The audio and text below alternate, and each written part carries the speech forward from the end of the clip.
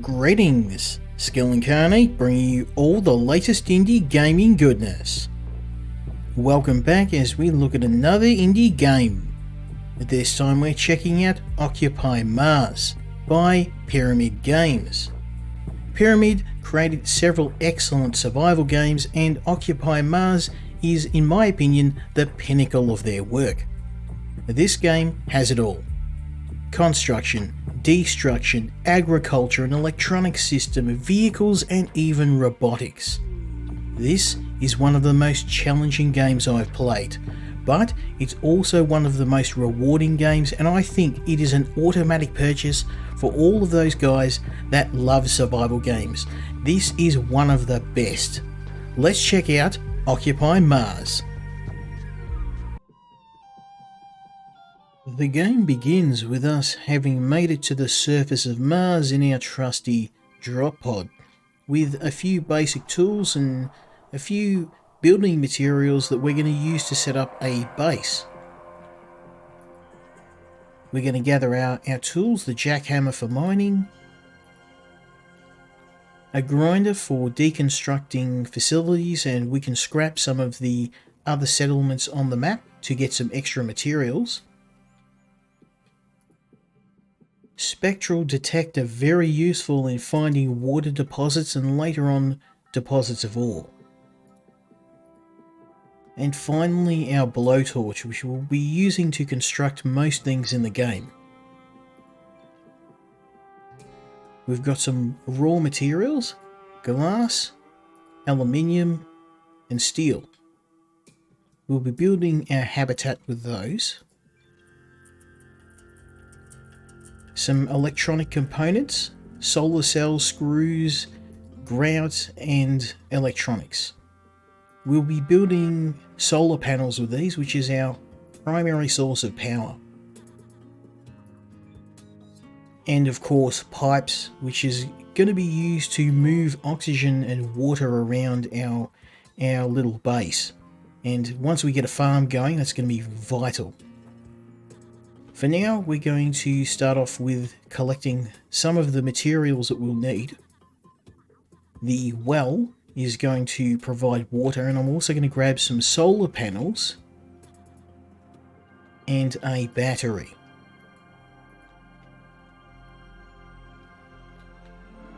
Now that will become obvious in a moment why I've picked up the solar panels. We've got our water deposit over here. There's a dark spot in the earth where we can set up a well and begin to extract some water. Just gonna mark that on the map,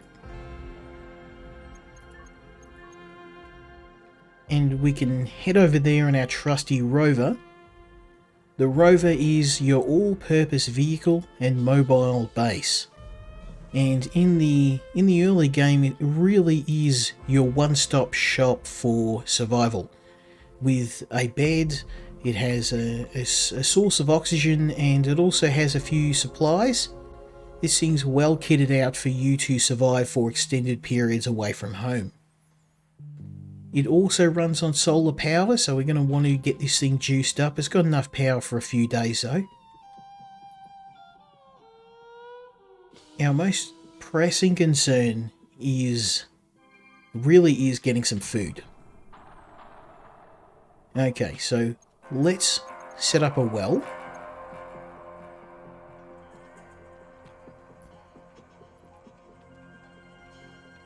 The well is going to continually gather water for us. And I'm going to try and find a good spot. That's looking good. Beautiful.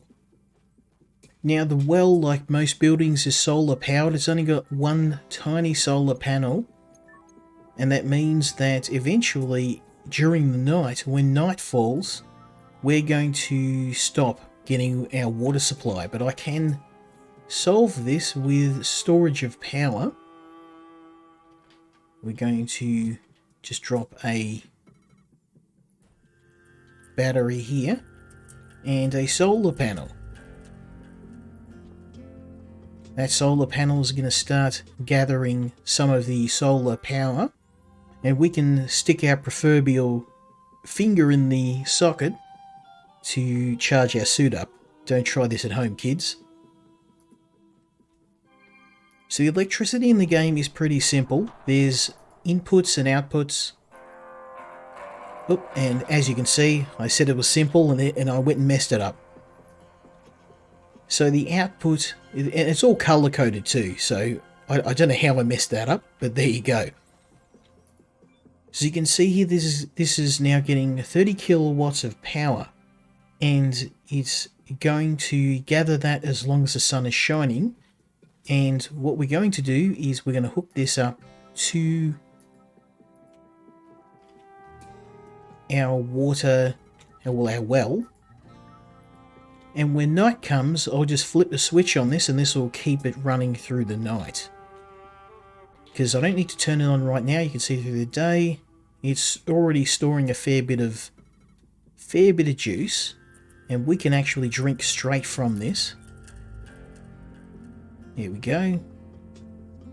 So as long as this has got some juice flowing through it, it will continue to supply water to our base. And I'm going to run a water cable over here because we're going to want to set up a hydroponics bay and to start farming.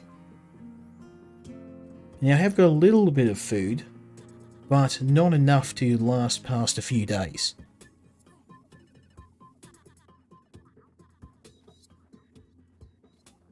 So we're going to take our trusty rover back home. Now you can sleep inside your drop pod. That does have a chair where you can get some shut-eye, but this also has a bed in it. And I prefer to stay in this if I can because it's just really handy to have this as a mobile base. It's got everything you need. It's got a claw and a trailer for carrying stuff. You just have to make sure that you keep this thing juiced up. You can see here it is pretty much nearly fully powered. It's got air, it's got power. We will need to eventually supply more, but for now we need a transformer. Need some solar panels.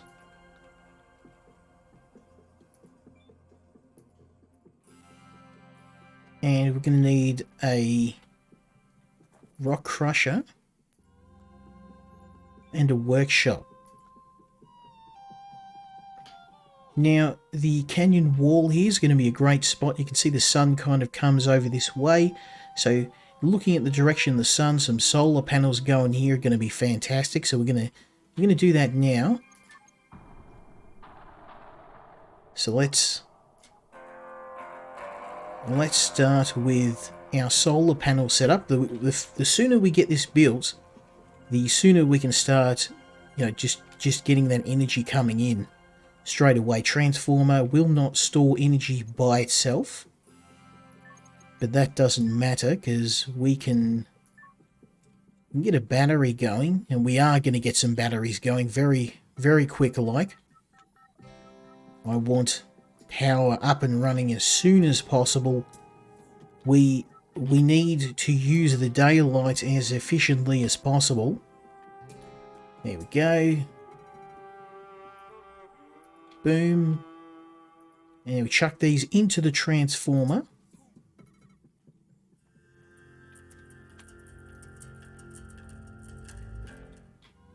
There we go. And this is going to shunt the power wherever we want. In this case, we want to shunt it to this battery pack. Very nice. So the way to set this up is inputs to outputs and outputs to inputs. So the output of the transformer goes into the input of the battery. And then we tell the transformer, because this will actually shunt however much power or however little power we want. So I want 100% power just flowing into this. You can see there it's 60 kilowatts coming in from these two panels. That's not enough. So since we've done a few objectives, I can actually go in and spend some skill points. And I can build some... I can't build big... I can't build big solar panels yet. We only have 4 with us. So let's just build a small one for now. And I will, of course, replace this. The bigger solar panels far more efficient than the little ones. There's almost no reason to use small solar panels, because it's very easy to unlock the big ones very quickly. We're also going to get an upgrade for our batteries. I need to expand the power on this. You can see this is going to fill up real quick. 180 kilowatts, that's not enough power, so let's do something about that. We want some more solar panels.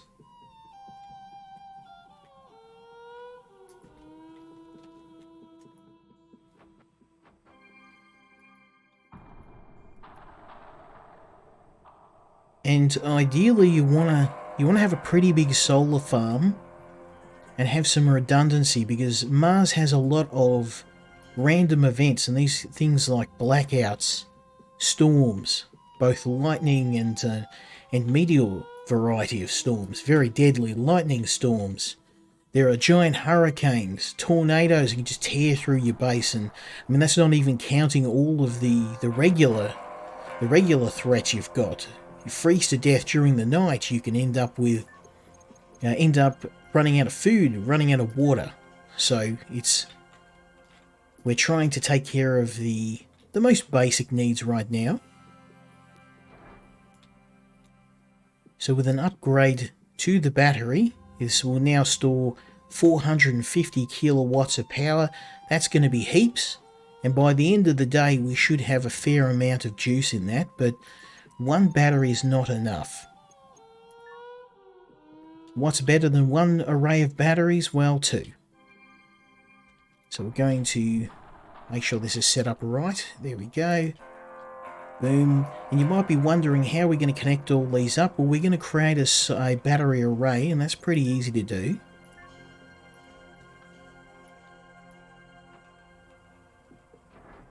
There we go. So again, outputs to inputs, we can take the output of one battery and make it the input of the second. And what this means is once this fills up, it's going to fill the next battery up, and we've got 90 kilowatts of power. So I'm going to tell this to shunt not all the... Oh, I can actually just enter this. I'm going to say shunt 80 kilowatts. Leaving a tiny bit of power in this, and this is going to... Beautiful, that's going to fill up real quick. Now I'm going to build one more solar panel, because solar power power in general is so vital to everything in this game.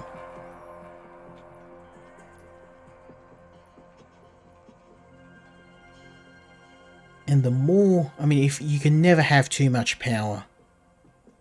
I always find myself running out, so it's good to have a nice big farm. And I mean, even if you do find you've kind of overdone it, you can always just build more batteries and store more power.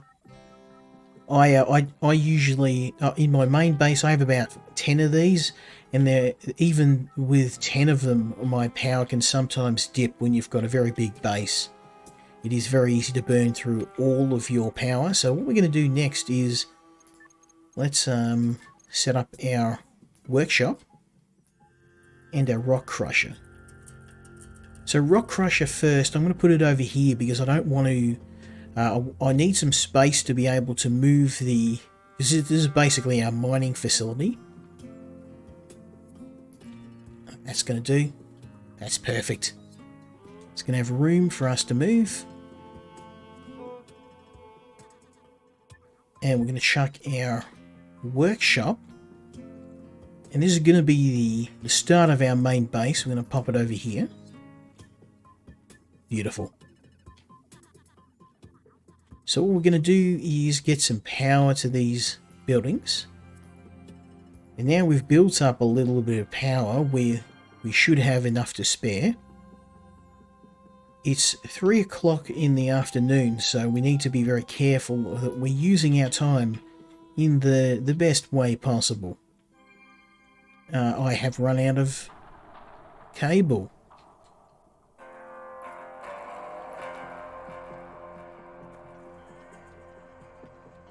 So I'm going to just chuck an extra cable in here and tell the transformer to shunt some of the power.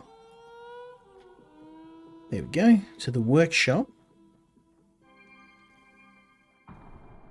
And we're going to shunt a bit of power over to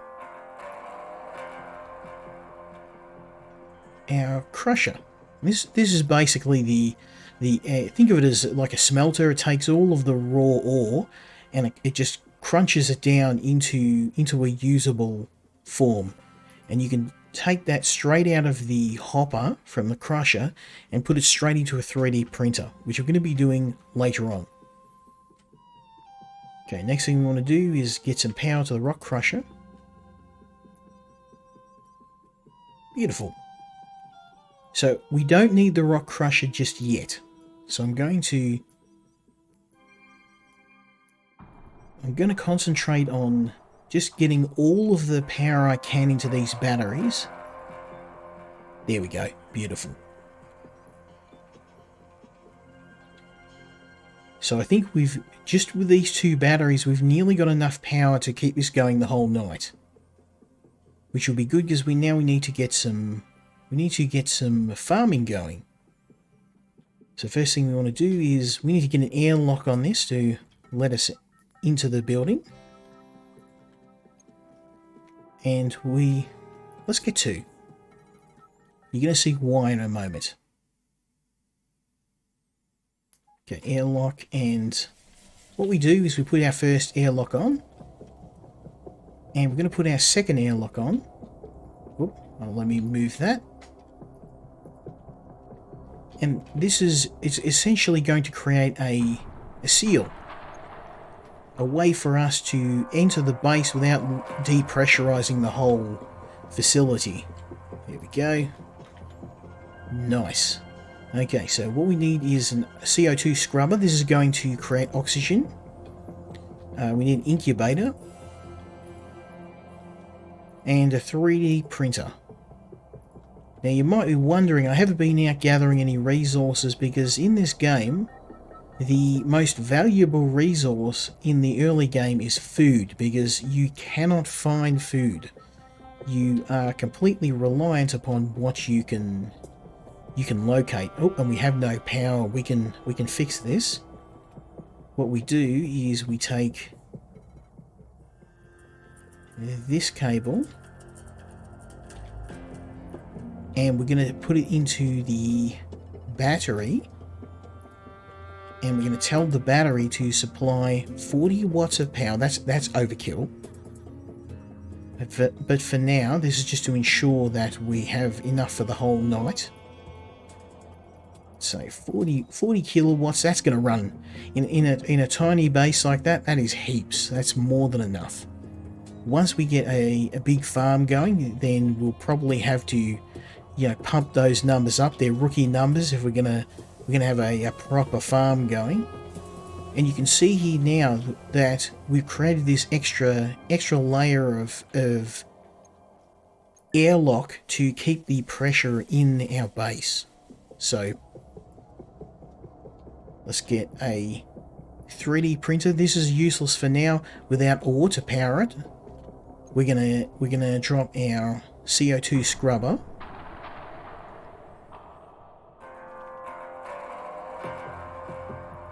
This is going to supply air, so we can configure this bad boy up. Now you can see by default it's not really that. It's only providing a tiny amount of oxygen. So what I can do is I can tweak this a bit. Let's just, I'm not going to go overboard. There we go, 7. You need 10 litres to be breathable oxygen, but I think this for now, this will be okay. So let's get that going.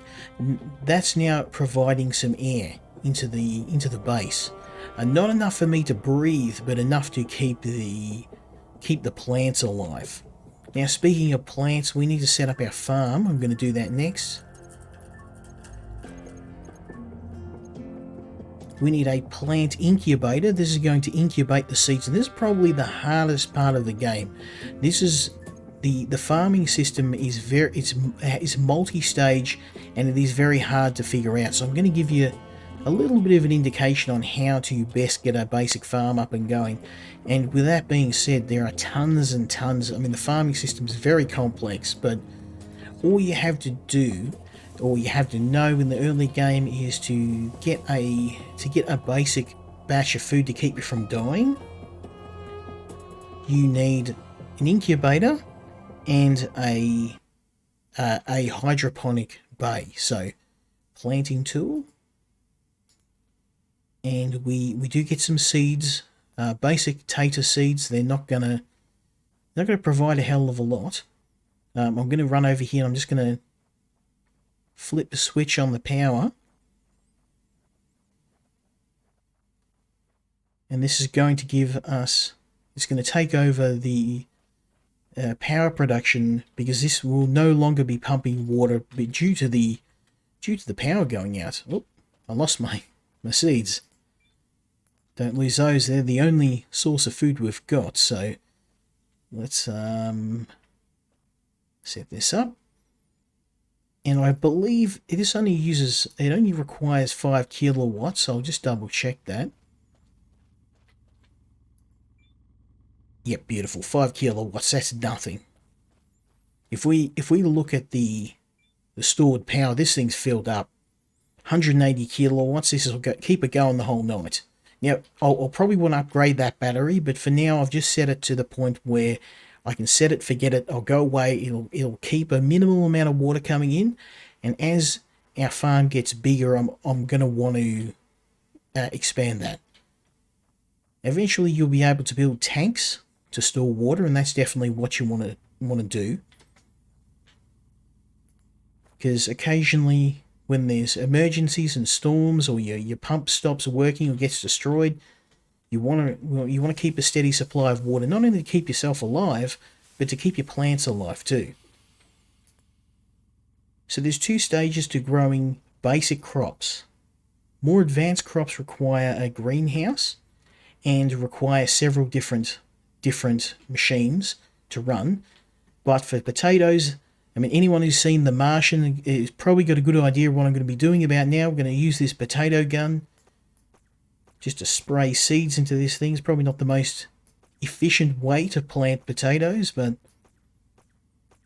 all good.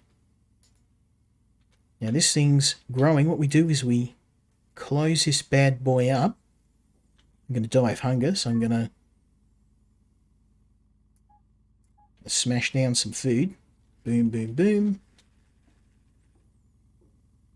Then we go over to our environmental settings, and here you can see your inputs.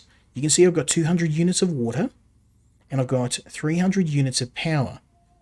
Plenty. You can see here each device will tell you how much it needs, and if you can get this spot on, then you're going to grow the most amount of crops you can grow.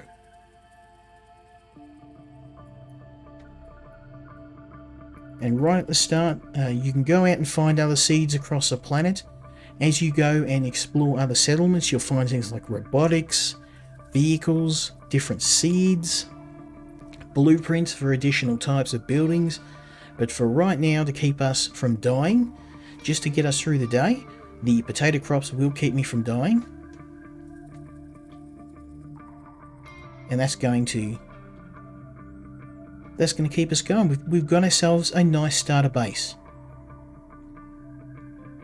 Now, unfortunately, I'm pretty tired, because amongst all of our other needs, we need to get some rest. So So I'm going to head over to my rover, close him up, and in the safety of here, we can have a drink, have a bit of a feed, get some rest, and get ready for our second day. But for now, I hope that you enjoyed this first look at Occupy Mars. It's become one of my favourite games this year. Absolutely love this game. Very highly recommended for enthusiasts of survival games. It's a bit rough around the edges, but if you look at my playtime, I've put 10 hours into this game already, and I've only had it for a few days at the time of recording, and the recording was late because I was enjoying myself so much. So if that's not an endorsement for the game, I don't know what is. Go and check this out. Thank you to the developers, the guys at Pyramid Games, much appreciated. Go and check this game out. It's a massive recommendation from me. Leave me a like, leave me a subscribe, and hopefully you'll join me next time when we check out another indie game. Until then, Skill Incarnate, out.